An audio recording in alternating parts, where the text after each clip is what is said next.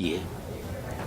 उत्तर प्रदेश में इबादत गाहों से लाउडस्पीकर हटाए जाने के मामले पर एमएनएस सरबराह राज ठाकरे ने वहां की वज़ीर-ए-आला यानी योगी आदित्यनाथ की जमकर तारीफ कर डाली और सिर्फ तारीफ ही नहीं की बल्कि अपने यहाँ के जो सीएम हैं उन पर तंज भी कसा।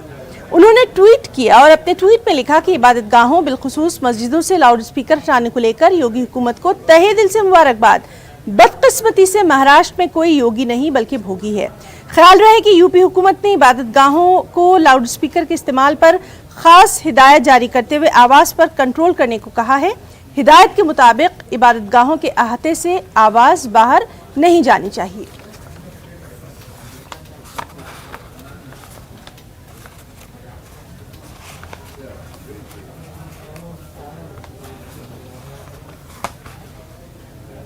वक्त एक